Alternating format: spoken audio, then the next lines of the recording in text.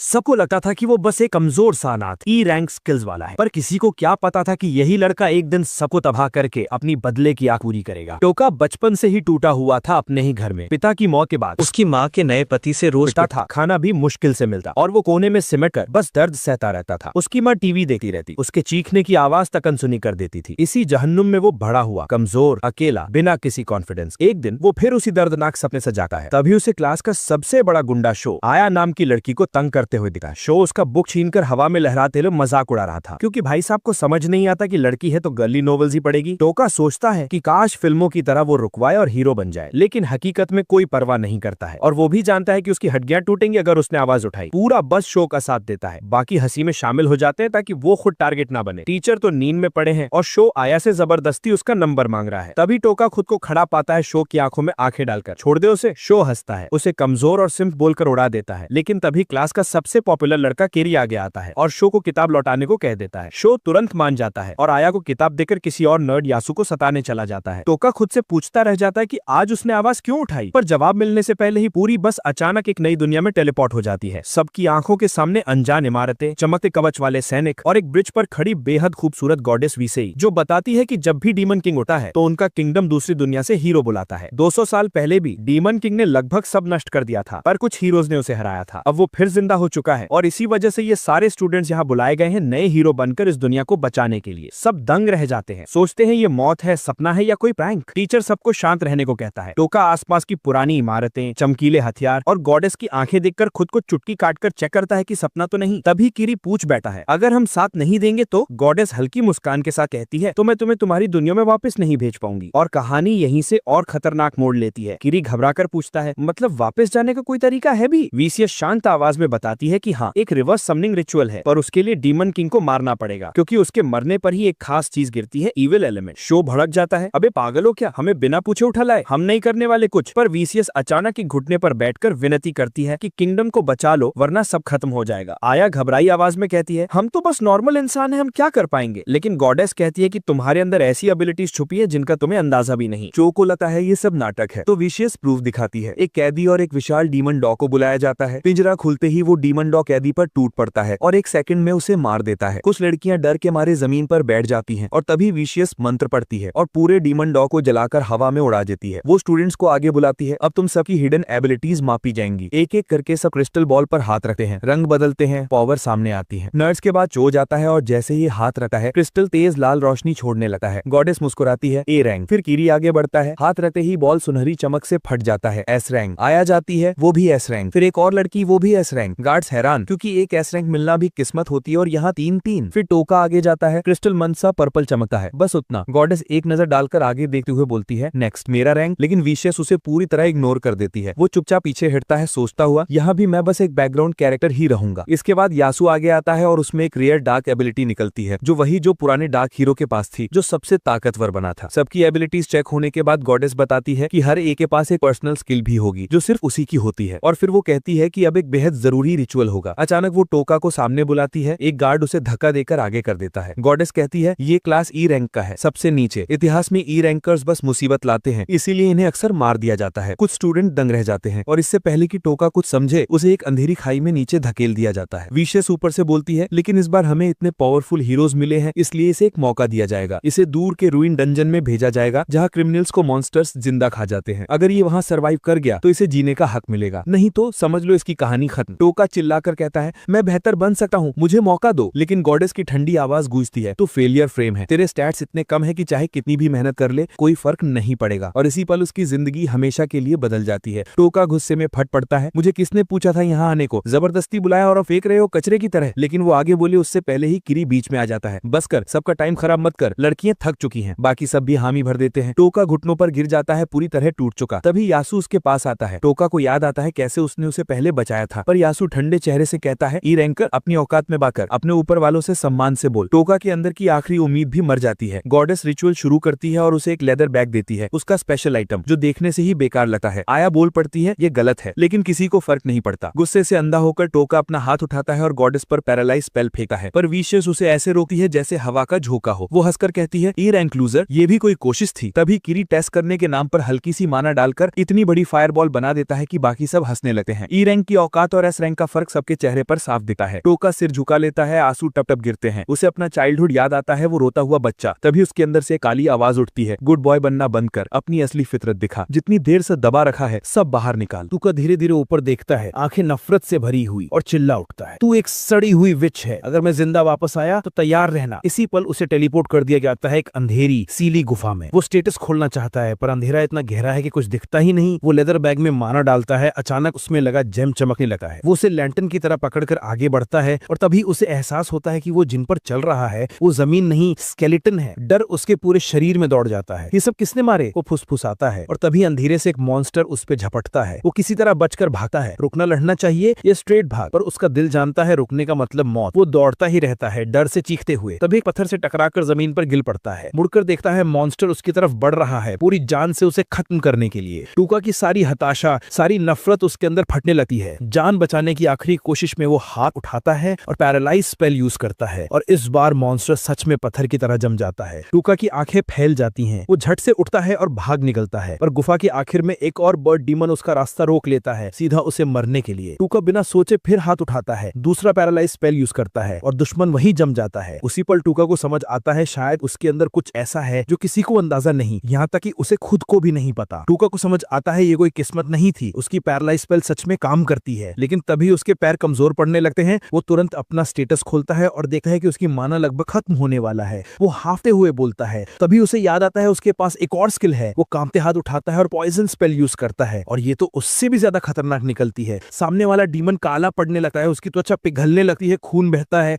टूका जमीन पर बैठ जाता है। मेरे स्पेल इतने इफेक्टिव क्यों है इन डीमंस पर? वो खुद ही समझ नहीं पाता। तभी पीछे से भारी सांसों की आवाज। वो देखता है वही मिनोटॉर डीमन जिसने उसे मारने की कोशिश की थी, पैरालाइज तोड़कर फिर से उसकी तरफ बढ़ रहा है, और इस बार मारने के लिए पूरा तैयार। टूका के अंदर फिर एक पल को डर उठा है, पर अगले ही सेकंड उसके अंदर सालों का जमा गुस्सा फट पड़ता है। हर एक इंसान जिसने उसे नीचा दिखाया, जिसने उसे कचड़ा समझा, जिसने उसे मरने के लिए छोड़ दिया, भागने के बजाय वो खड़ा हो जाता है। उसका माना खत्म हो चुका है, शरीर कांप रहा है, फिर भी वो हाथ उठाकर दहाड़ता है, आजा, इस बार मैं भागने वाला नहीं, अब जिंदा रहना है तो मुझे भी लड़ना सीखना पड़ेगा। उसे नहीं पता कि वो बचेगा या नहीं, लेकिन पहली बार वो लड़ने का फैसला करता है जिंदगी से, मौत से और इस डीमन से। उसका शरीर फाइट और फ्लाइट मोड में जाता है। दिमाग तेजी से सोचता है कि कैसे जिंदा निकल सकता है, लेकिन तभी अंधेरे में और आवाजें गूंजती हैं। उसके चारों तरफ कई मॉन्स्टर इकट्ठा हो चुके हैं। टूका अकेला खड़ा है बीचों बीच, और पूरा डंजन उसे निगलने के लिए तैयार। वो सोच रहा है अगर मेरे पास माना है ही नहीं, फिर भी स्किल्स यूज करने की कोशिश करूं तो क्या होगा? गेम्स में तो ऐसे लोग सीधा मर जाते थे, लेकिन उसके पास कोई चॉइस नहीं था। कुछ नहीं करेगा तो वैसे भी मरना तय है। वो एक मॉन्स्टर की तरफ मुड़ता है और पैरालाइज डाल देता है, पर कुछ नहीं होता। मॉन्स्टर तो और भी गुस्से में उस पर टूट पड़ता है। वो बचने की कोशिश करते हुए समझ जाता है कि एक ही स्पेल बार बार यूज करना बेकार है। तभी उसकी नजर एक नए अनलॉक्ड स्लीव स्पेल पर पड़ती है। अगले ही पल जब मॉन्स्टर उसे मिट्टी में मिला देने वाला था, टोका स्लीव स्पेल यूज कर देता है। मॉन्स्टर वहीं गिरकर बेहोश हो जाता है। वो तुरंत उस पर पॉइजन भी डाल देता है ताकि बाद में उठकर उसे ना फाड़ दे, लेकिन माना भी बिना ये स्किल्स इस्तेमाल करना उसकी सेहत को चूस रहा था। तभी उसे दिखता है एक पूरा झुंड तेजी से उसकी तरफ बढ़ रहा है। मेरी हेल्थ इतनी बचेगी भी या नहीं? वो बड़बड़ाता है, फिर अपना मैजिकल बैग उठाकर उसे फ्लैश बैंग की तरफ फेंकता है। सारे मॉन्स्टर्स की आंखें चौंधिया जाती हैं और टोका एक एक करके सबको पैरालाइज करने लगता है। वो सोचता है कि क्या सबको पॉइजन कर दूं, पर हेल्थ इतनी नहीं बची। तभी गहराई से और मॉन्स्टर्स बाहर निकल आते हैं। उसका दिमाग सुन हो जाता है, पर दिल कहता है लड़कर मरेंगे, और वो किसी भी नजदीक आते मॉन्स्टर पर पैरालाइज यूज करना शुरू कर देता है। उसका शरीर भारी होने लगता है, चक्कर आने लगते हैं, पर वो गिरता नहीं। और तभी लेवल अप, उसका माना फुल, स्टैट्स अपग्रेड, और अब वो पहले से भी तेज पैरालाइज बरसा रहा है। उसे समझ आता है कि वो लेवल अप इसलिए हुआ क्योंकि उस बर्ड मॉन्स्टर को उसका पॉइजन मार चुका था। इसी से उसे एक आइडिया आता है। वो सबको पैरालाइज करता जाता है, जितने लेवल मिले उतने अच्छे। उसे एक नया स्किल भी मिलती है जिससे वो पूरे ग्रुप पर एक साथ स्पेल यूज कर सकता है। फिर वो सोचता है अगर मेरा स्पेल इतना पावरफुल है तो देवी पर क्यों नहीं चला, पर खैर अभी मौका है। वो आराम से दुश्मनों के बीच से निकलते हुए उन सब पर पॉइजन छोड़ता जाता है। फिर जैसे ही मॉन्स्टर्स मरने लगते हैं, एक और लेवल अप होता रहता है। वो पत्थर पर बैठकर मुस्कुराता है और बोलता है काफी मस्त स्किल है। अपने स्टैट्स चेक करता है और दंग रह जाता है कि वो पहले ही लेवल 250 पर पहुंच चुका है। माना भी आसमान छू रहा है। और तभी एक और मॉन्स्टर मरता है। उसे फिर मल्टीपल लेवल्स मिलते हैं। वो फिर सारे मॉन्स्टर्स पर स्लीव स्पेल यूज कर देता है ताकि ये स्पेल भी लेवल अप हो जाए। और जैसे ही अगला मॉन्स्टर मरता है, कुछ ही मिनटों में वो लेवल 500 पर पहुंच चुका होता है। अब उसे यकीन हो जाता है कि इतने लेवल्स के साथ वो जरूर जिंदा निकल सकता है, लेकिन चारों तरफ अभी भी ढेरों मॉन्स्टर्स हैं, इसलिए वो पूरी तरह सतर्क रहता है। वो बाकी बचे मॉन्स्टर्स को घूरता है और अचानक सब उसके सामने से मुड़कर भागने लगते हैं। वो मरे हुए एडवेंचर्स के शरीरों से जितना भी सामान मिलता है उसे इकट्ठा करता है, एक लोग कुछ छोटे मोटे आइटम्स, और फिर गुफा के अंदर और गहराई में बढ़ता है जहाँ और भी खौफनाक मॉन्स्टर छिपे हैं। लेकिन तभी पता चलता है कि उसे बहुत देर से कुछ खाया ही नहीं, पेट खाली, शरीर टूट रहा। उसे समझ नहीं आता कि खाना कहाँ मिलेगा, पर फिर याद आता है कि पीछे कितने मॉन्स्टर्स मरे पड़े हैं। वो वापस उसी जगह पर लौटता है और एक मॉन्स्टर को पाता है जिस पर पॉइजन का असर खत्म हो चुका था। वो तलवार निकालकर उसका मांस काटने की कोशिश करता है, लेकिन उसकी खाल इतनी सख्त कि तलवार वापस उछल जाती है। हताश होकर सोचता है अगर सारे मॉन्स्टर भी मार दूं तो भी भूख से मर जाऊंगा क्या। तभी उसकी नजर बैग के जेब पर पड़ती है। वो अजीब पर्पल चमक रहा था। वो बैग खोलता है और अंदर से जर्की और एक कोक की बोतल। उसकी आंखों में आंसू आ जाते हैं। वो कोक वैसे गटकता है जैसे सदियों बाद पानी मिला हो। फिर शांति से बैठकर जर्की चबाते हुए सोचता रहता है कि ये बैग आखिर चलता कैसे है और क्या इसमें फिर से खाना आएगा। 2 दिन बीत जाते हैं डंजन में और अब वो इतना ताकतवर हो चुका है कि भारी भरकम मॉन्स्टर्स की पूरी भीड़ को भी बस एक स्पेल करके मिटा देता है। उसकी लगभग अनंत मैना पूल की वजह से चारों तरफ फैले मैसेकर को देखकर वो सोचता है आखिर उसने ऐसा कौन सा पाप किया था जो जिंदगी ने उसे यहाँ फेंक दिया। उसे याद आता है बचपन में कैसे वो अपनी माँ के पति को मार देने के सपने देखता था, क्योंकि अगर वो आदमी नहीं मरता तो मैं एक दिन जरूर उसे मार देता। फिर कैसे उसकी आंटी और अंकल ने उसे उस नरक जैसी जिंदगी से बचाया और इंसान बनाया, एक अच्छा इंसान जो किसी को दुख नहीं देगा। लेकिन फिर वो हालात पर नजर डालता है, चारों तरफ मौत और उसके दिल में जरा भी ग्लानि नहीं। तभी उसे एहसास होता है मैं तो हमेशा से मॉन्स्टर था, और वो इस सच को स्वीकार कर लेता है। ठीक उसी समय जब वो लेवल 950 पर पहुंच जाता है, इसके बाद वो डंजन में और अंदर जाता है जहां उसे एक तैरती हुई जायंट आई जैसी क्रीचर मिलते हैं। वो उसे पैरालाइज और पॉइजन के कॉम्बो से एक झटके में उड़ा देता है और आगे बढ़ जाता है। एक कमरे में उसे 2 मरे हुए एडवेंचर्स मिलते हैं। वो उनके सामान चेक करता है और एक बैग भर के कीमती जेम्स लेकर चुपचाप आगे बढ़ता जाता है। वो एक विशाल कमरे में पहुंचता है और अंदर एक और कंकाल पड़ा देखता है। जख्म देखकर उसे समझ आता है कि ये कैसे मरा, और पास में पड़ी एक पुरानी पर्ची उठाकर पढ़ता है। इसमें लिखा है कि ये वही डार्क हीरो है जिसके बारे में विसिलिस बात कर रही थी। उस हीरो ने लिखा था कि जब गॉडेस विसिलिस को उसकी जरूरत नहीं रही तो उसने उसे यहाँ मरने के लिए भेज दिया, और जो भी ये चिट्ठी पढ़े कभी उस गॉडेस पर भरोसा मत करना। टोका गुस्से में पर्ची मोड़ देता है। उसे समझ आता है कि इस दुनिया में सिर्फ डीमन किंग ही बुरा नहीं है, वो गॉडेस भी उतने ही खतरनाक है। हीरो के बैग में उसे एक बड़ा मैजिकल टेक्स्ट मिलता है, ब्लैक मैजिक से भरा आइटम्स और स्पेल्स बनाने की तकनीकों से लदा हुआ। पास रखा स्क्रोल वो पढ़ नहीं पाता तो बैग में डाल देता है और हीरो के कपड़े भी ले लेता है। तभी उसे एक पन्ने पर खून के छींटे दिखाई देते हैं जिस पर लिखा था सोल ईटर ने सबको मार डाला। टोका मर चुके हीरो को धन्यवाद देता है और गलियारों से होता हुआ एक विशाल दरवाजे तक पहुंचता है। उसे महसूस होता है कि दरवाजा खोलने के लिए कुछ चाहिए, इसलिए वो अपने स्टैट्स चेक करता है। अब वो लेवल 1200 पर है। वो सोचता है कि क्या वो सच में अगले हॉलवे में मौजूद सोल ईटर को मार सकता है। जैसे ही अंदर कदम रखता है एक तेज बीम उसकी तरफ आती है और उसके हाथ को छूते ही वो तुरंत पट्टी बांधता है। वो सोच रहा है कि जिस मॉन्स्टर ने डार्क हीरो को भी मार दिया उसे वो कैसे हराएगा, क्योंकि वही इस जगह से निकलने की आखिरी की है। तभी सोल ईटर आगे बढ़ता है और आधे मरे इंसान बना देता है जो उसकी तरफ बढ़ने लगते हैं। वो उन्हें पैरालाइज तो कर देता है लेकिन पॉइजन नहीं मार पाता, क्योंकि वो अभी भी इंसानों जैसे लग रहे थे। और सोल ईटर दीवार फाड़कर पागलों की तरह चिल्लाने लगता है। टोका घबराहट में पीछे हटता है लेकिन मॉन्स्टर और भी आधे मरे इंसान उगलता है जो उसे कोने में धकेल देते हैं। टोका डर से रोने लगता है, किसी के बचा लेने की दुआ करता हुआ। ये सब देखकर सोल ईटर हंसने लगता है और बस इसी पल का टोका इंतजार कर रहा था। जैसे ही मॉन्स्टर ने अपनी सावधानी छोड़ी, टोका ने पैरालाइज स्पेल यूज कर दिया और सोल ईटर अविश्वास भरी आंखों के साथ जमीन पर ढेर। टोका हंसता है, कहता है कि उसने अपनी एक्टिंग स्किल से इस मॉन्स्टर को बेवकूफ बनाया, क्योंकि यही एक तरीका था। वो मॉन्स्टर से कहता है कि पूरी जिंदगी उसने एक अच्छे इंसान का नाटक किया जो किसी को चोट नहीं पहुंचाएगा, लेकिन अब उसका असली रूप बाहर आ गया है। चाहे वो जितने भी आधे मरे इंसान उगल दे, अब टोका के लिए कोई फर्क नहीं पड़ता। वो समझ चुका है कि ये मरो या मारो वाली दुनिया है। जो भी उसकी तरफ नियत से वार करेगा, चाहे मॉन्स्टर हो, आधा मरा इंसान हो या कोई जिंदा इंसान, टोका बिना एक सेकंड सोचे उसे मार देगा, बिना किसी पछतावे के। सोल ईटर की आंख से खून टपकने लगता है और टोका शांति से आगे बढ़कर आसपास के सारे चलते फिरते क्रीचर्स पर स्लीप स्पेल डाल देता है, एक ही बार में सब खत्म करने के लिए। थोड़ी देर बाद सोल ईटर तड़पते तड़पते मर जाता है और अचानक उसके शरीर से दर्जनों आत्माएं निकलकर इंसानी आकृतियों में बदल जाती हैं। वो टोका का शुक्रिया अदा करती हैं, क्योंकि वो इस मॉन्स्टर के अंदर फंसी थी, जबकि वो और भी इंसानों को निगलता जा रहा था। आखिर में डार्क हीरो खुद भी प्रकट होता है और बस इतना कहता है कि अब टोका को उस दुष्ट गॉडेस का हिसाब करना होगा। फिर वो भी गायब हो जाता है। टोका सोल ईटर के सीने से चमकता हुआ जेम उठा लेता है और मेन गेट की तरफ बढ़ता है। जैसे ही वो जेम दरवाजे में लगाता है और वो धीरे धीरे खुलने लगता है, टोका बोलता है, अब उस कमबख्त देवी के साथ क्या करना है ये मैं उसे खुद बताऊंगा। उधर रॉयल कैपिटल के बाहर घने जंगलों में बाकी क्लासमेट्स डेमन हंट करके लेवल बढ़ाने में लगे हैं। शो तलवार लेकर एक डेमन डॉग के पीछे भाग रहा है। वहीं कीरी अपनी जबरदस्त स्किल से एक और मॉन्स्टर को जलाकर लेवल 18 पर पहुंच जाता है। दूसरी तरफ वो नर्ड यासु, जिसकी पर्सनालिटी पूरी उलट चुकी है, काले शोलों से मॉन्स्टर्स को जलाता है और उनकी चीखें सुनकर पागलों की तरह हंसता है। वहीं सबसे दूर मासूम और शर्मीली कोबा किसी मॉन्स्टर को मारने में हिचकिचा रही होती है, पर बदमिजाज असागिर उसे डांटते हुए कहती है कि अगर उसने मॉन्स्टर नहीं मारा तो खुद मर जाएगी, क्योंकि ये गॉडेस विसियस का पहला टेस्ट है। असागी कोबा को अपने नियंत्रण में रखती है और बताती है कि क्लास जल्द ही टूट जाएगी और सब अलग अलग गुट बना लेंगे, क्योंकि ज्यादातर लोग सिर्फ अपने लिए जीते हैं। असागी एक बी रैंक है और लड़कियों का अपना फैक्शन बनाना चाहती है। उसे पता है कि डी रैंक कोबा को किरी या किसी और स्ट्रॉन्ग फैक्शन में जगह नहीं मिलेगी और आया भी उसे बचा नहीं पाएगी, क्योंकि वो भी जल्द मर जाएगी। कोबा घबरा जाती है, पर असागी कहती है कि बेकार की बातों पर ध्यान मत दो, उसे बस कोबा को अपनी प्यारी सी प्लेथिंग बनाए रखना है और इसलिए उसने अपने फैक्शन की लड़कियों से एक मॉन्स्टर को फंसवाया है जिसे कोबा आसानी से मार सके। असागी कहती है कि ये मॉन्स्टर मारकर गॉडेस विशेस का टेस्ट पास कर, वरना तोका जैसी फेंक दी जाएगी। कोबा उस बेचारे मॉन्स्टर को मारना नहीं चाहती, लेकिन असागी उसे इतना उकसाती है कि आखिरकार कोबा उसे मार देती है और ये हिंसा उसे अंदर तक तोड़ देती है। उसे याद आता है कैसे तोका ने घायल बिल्ली के बच्चे की मदद की थी और वो फूट फूट कर रोने लगती है कि वो मेमो को नहीं बचा पाई। उधर आया होश में आती है और पेट का दर्द याद दिलाता है कि गॉडेस विशियस ने उसे बेहोश करके तोका को कहीं भेज दिया था। आया गुस्से में गॉडेस विशियस का सामना करती है, पर विशियस घटिया एक्टिंग करते हुए कहती है कि उसे भी बहुत दुख हुआ तोका को खतरे में भेजकर, पर ये राज्य की नीति है। वो बताती है कि सबसे कमजोर को हटाने वाला रिवाज जारी रहेगा और आया के सोने के दौरान वो कई और कमजोर बच्चों को भी बाहर फेंक चुकी है। आया का अब देवी से बिल्कुल मोहभंग हो चुका है। वो कहती है कि ये सब गलत है। विशियस हंस देती है, कहती है कि राय सबकी अलग अलग हो सकती है, लेकिन वो किसी की राय मानने नहीं वाली। आया फिर कहती है कि एक एस रैंक हीरो होने के नाते वो दोगुना मेहनत करके बाकी कमजोर बच्चों की कमी पूरा करेगी, बस देवी उन्हें बैनिश न करे। विशियस मान जाती है और आया से हाथ मिलाने को कहती है ताकि पुरानी बातों को दफनाकर नई शुरुआत हो सके। दूसरी तरफ जंगलों के काले हिस्से में जहां अबैंडन्ड रुइंस शुरू होते हैं, एक औरत कुछ खतरनाक डकैतों से जान बचाकर भाग रही है, लेकिन वो इतनी घबराई है कि पीछे आसान सुराग छोड़ती जा रही है और डकैत मजे से उसे भागने दे रहे हैं, जानते हुए कि आखिरकार वो उसे घेर ही लेंगे। इसी समय तोका खंडहरों से बाहर निकल चुका है। बाहर जाने से पहले वो अपने स्टैट्स देखता है। उसकी मैना सीधे 59,000 पार, लेकिन उसे जानना है कि उसकी नई स्किल्स आखिर करती क्या है। वो अपनी स्किल्स चेक करता है और पता चलता है कि अब वो पैरालाइज किसी टारगेट के पूरे शरीर पर ही नहीं, बल्कि उसके अलग अलग बॉडी पार्ट्स पर भी लगा सकता है। ऊपर से वो अपने पॉइजन को कमजोर करके नॉन लीथल भी बना सकता है। वो सोचता है कि पहला मौका मिलते ही इसे टेस्ट करेगा और चलते चलते अचानक पेड़ों के पीछे से अजीब सी आवाज आती है। झांक कर देखता है कुछ बड़े स्लाइम एक छोटे स्लाइम को परेशान कर रहे हैं। टोका को उस छोटे बेचारे पर तरस आता है, लेकिन छोटा स्लाइम भी किसी डरे सहमे बच्चे जैसा नहीं, पूरे दम से अपने बदमाशों को जवाब दे रहा था। टोका को लगा बस यही मौका है और वो तुरंत सारे स्लाइम्स को पैरालाइज कर देता है। फिर बदमाश स्लाइम्स पर नॉन लीथल पॉइजन डालता है। थोड़ी देर बाद वो पैरालाइज और पॉइजन हटाता है और बुली स्लाइम दुम दबाकर भाग जाते हैं। फिर वो छोटे स्लाइम की तरफ मुड़कर कहता है, तूने बढ़िया मुकाबला किया। वो बताता है कि अब वो उसे पैरालाइज से फ्री करने वाला है, बस हमला मत कर देना। जैसे ही वो स्लाइम को आजाद करता है और आगे बढ़ता है, छोटा स्लाइम उसका पीछा करने लगता है। टोका सोचता है कि ये भी उसकी तरह एक आउटकास्ट है, तो क्यों न इसे अपना लिया जाए। वो स्लाइम को अपने हुड में बिठा लेता है ताकि ये पीछे से नजर रख सके और खतरा आते ही बता दे। आगे चलते हुए टोका डार्क हीरो की फॉरबिडन आर्ट्स वाली किताब पढ़ता है। उसमें एक दवा की रेसिपी मिलती है जो स्लाइम्स को भी ताकतवर बना सकती है। टोका स्लाइम से बात करता है, बताता है कि वो बदला लेने की राह पर है उन सब के खिलाफ जिन्होंने उसकी जिंदगी बर्बाद की। वो स्लाइम से पूछता है, फिर भी मेरे साथ चलेगा? और स्लाइम खुशी से हाँ करता है। टोका मुस्कुराता है और उसका नाम रख देता है पिगी मारू, और स्लाइम को अपना नया नाम बेहद पसंद आता है। टोका आगे बढ़ रहा होता है कि अचानक चारों तरफ से डकैत उसे घेर लेते हैं। वो वही लोग हैं जो उस रहस्यमय लड़की का पीछा कर रहे थे। लड़की को थकाना उनका असली प्लान था, लेकिन रास्ते में टोका की मौजूदगी महसूस करके वो अब थोड़ा नया मजा लेने आ गए। उनका लीडर कहता है, जेब में जो भी कीमती है दे दे, शायद जिंदा छोड़ दे। टोका डर जाता है क्योंकि उसने आज तक किसी इंसान से लड़ाई नहीं की थी और ये डकैत दिखने में बेहद खतरनाक थे। वो लोग आपस में झगड़ने लगते हैं कि लड़की को पकड़ें या इस लड़के पर टाइम वेस्ट करें, और टोका चुपचाप पीछे हटकर भागने की कोशिश करता है, पर लीडर उसे रोक देता है। टोका गिड़गिड़ाकर जान की भीख मांगता है, लेकिन यही सुनकर लीडर उसे मारने का और ज्यादा पक्का इरादा कर लेता है। वो हमला करने दौड़ता है, लेकिन असल में टोका सिर्फ एक्टिंग कर रहा था। वो तुरंत पैरालाइज कर देता है और लीडर उसी जगह जम जाता है। टोका धीरे धीरे डकैतों को फटकारता है, कहता है कि ये मॉन्स्टर से भी घटिया लोग हैं, क्योंकि इनकी नीयत किसी मॉन्स्टर से भी ज्यादा गंदी है। यहाँ तक कि पिगी भी गुस्सा करने लगता है। टोका कहता है कि ऐसे लोगों को मार के उसकी आत्मा पर कोई बोझ नहीं पड़ेगा, बल्कि वो खुश होगा कि उसने धरती का कचरा थोड़ा कम कर दिया। फिर वो सभी डकैतों पर पॉइजन स्पेल डालता है और कुछ देर में सब मर जाते हैं। तभी टोका को पास में एक और मौजूदगी महसूस होती है। वो वही रहस्यमयी लड़की थी जिसने अपनी रेस की खास तकनीक से एक स्पिरिचुअल आर्मर बुलाया हुआ था। वो भी टोका की ताकत महसूस कर सकती है, पर उसकी ऊर्जा उतनी ही खतरनाक होती है। लड़की किसी भी तरह का रिस्क नहीं लेना चाहती, इसीलिए वो हवा में तलवार घुमाते हुए झाड़ी पर वार करती है, ठीक वहीं जहाँ पिगी छुपा था। तभी टोका पीछे से पहुंचकर उसे एक झटके में पैरालाइज कर देता है। लड़की हकलाते हुए पूछती है कि उसे क्या चाहिए और टोका शांत आवाज में कहता है, बस थोड़ी जानकारी, मैं इस इलाके में नया हूँ, कुछ भी नहीं जानता। वो चारों डकैतों के बारे में पूछती है। टोका उल्टा सवाल करता है, तुम्हारे साथी थे वो फौरन मना करती है और टोका को यकीन हो जाता है कि वो सच बोल रही है, क्योंकि उसमें उन डकैतों जैसी घिनौनी बदबू बिल्कुल नहीं है। वो उसका पैरालाइज सिर्फ सिर से हटाता है ताकि वो आसानी से बात कर सके, लेकिन चेतावनी देता है, कोई चाल चली तो सीधा मार दूंगा। फिर वो सामने आकर साफ साफ कहता है कि बहुत वजहों से वो किसी पर भरोसा नहीं करता, खासकर ऐसे अजनबियों पर जिन्हें अभी अभी मिला हो। सवाल पूछने ही वाला होता है कि लड़की जिद करती है, बताओ उन चारों का क्या किया। टोका सीधा जवाब देता है, मार दिया। लड़की दंग रह जाती है क्योंकि वो चारों गुंडे काफी ताकतवर माने जाते थे। वो पूछती है कि टोका ने अकेले सबको हराया या किसी की मदद ली, पर टोका कोई डिटेल देने से मना कर देता है। लड़की को लगता है कि टोका बुरा इंसान नहीं है, इसलिए वो फैसला करती है कि वो ईमानदारी से उसके सारे सवालों के जवाब देगी। टोका भी उसके इस व्यवहार से थोड़ा रिलैक्स होता है, लेकिन अभी वो उसे पूरी आजादी देने लायक भरोसा नहीं बनता। बातचीत शुरू होती है। टोका को पता चलता है कि वो अभी एलियन किंगडम में नहीं है, बल्कि दक्षिण के ओर्जा किंगडम के जंगलों में है। वो उससे बहुत सी चीजें सीखता है और आखिर में पूछता है कि क्या वो फॉरबिडन स्पेल वाला स्क्रॉल पढ़ सकती है। लड़की बताती है कि वो स्क्रॉल किसी बहुत पुरानी और खास लिपि में लिखा है, जिसे लगभग कोई नहीं पढ़ सकता, लेकिन वो किसी को जानती है जो पढ़ सकता है। वो बताती है फॉरबिडन विच के बारे में, एक ऐसी औरत जिसे उसके ही लोगों ने देश से निकाल दिया क्योंकि उसका ज्ञान इतना खतरनाक था कि उसे डर लगता था। लड़की समझाती है कि अगर टोका उससे मिलना चाहता है तो उसे गोल्डन डेमन जोन जाना होगा, जो कॉन्टिनेंट के बीचों बीच एक बेहद खतरनाक इलाका है। टोका उससे सारी अहम जानकारी के लिए धन्यवाद कहता है और वो भी उसकी जान बचाने के लिए शुक्रिया अदा करती है। टोका मुस्कुराकर कहता है, इन्फॉर्मेशन के बदले लाइफ बराबर हुआ, और लड़की उसे आगे की यात्रा के लिए शुभकामनाएं देती है। वो लड़की को देखकर बस एक ही बात सोचता है, ये लड़की इतनी ऑनेस्ट और इनोसेंट है कि दुनिया इसे चबा जाएगी, बिल्कुल मेरी बुआ जैसी। खैर, वो उसे बताता है कि पैरालिसिस स्पेल कुछ ही मिनट में टूट जाएगा और फिर वो आराम से जा सकती है। और तभी पिग्गी टोका के पीछे कूद जाता है और उसके कंधे पर चढ़ जाता है। चलते चलते दोनों बात करते हैं कि लड़की के आजाद होते ही उन पर हमला करने की संभावना कम है, लेकिन टोका फिर भी अपने स्लाइम पार्टनर को पीछे नजर रखने को बोलता है, सावधान रहना भाई। और पिग्गी भी बड़े जोश में हेल्प करने को तैयार होता है। थोड़ी ही देर बाद टोका एक छोटे से टाउन पहुंचता है। मिल्स गेट पर खड़ी फीमेल नाइट पूछताछ करने लगती है। उसे पूरा यकीन है कि टोका कोई गांव का भोला भाला बंदा है जो मर्सिनरी बनकर रुइंस लूटने आया है। फिर भी टाउन के लॉर्ड का ऑर्डर है सारे मर्सिनरीज को अंदर आने दो, तो वो इजाजत दे देती है। टोका अंदर जाते जाते सोचता है, सिक्योरिटी तो मजाक है यहाँ, न सामान चेक न आईडी मांगी, लेकिन अच्छा है मेरे ही काम आएगा। वो एक इन पहुँचता है जहाँ एक खड़ूस बूढ़ा उसे घूर कर स्वागत करता है। पहले तो एटीट्यूड दिखाता है, लेकिन जैसे ही टोका एक शाइनी सिल्वर कॉइन दिखाता है, बंदा तुरंत पर्सनल बटलर मोड में आ जाता है और नाम पूछता है और टोका तुरंत फेक नाम रख लेता है, हैटी। रात में टोका टाउन में घूमने निकलता है। माहौल सरप्राइजिंगली पीसफुल है। बाहर से आए मर्सिनरीज भरे पड़े हैं, पर फिर भी सब चिल है। एडवेंचरर गिल्ड से इन्फॉर्मेशन इकट्ठा करके वो वापस इन लौटता है और खाना खाता है। टेस्ट भले बेकार हो, लेकिन एक्ट ऐसे करता है जैसे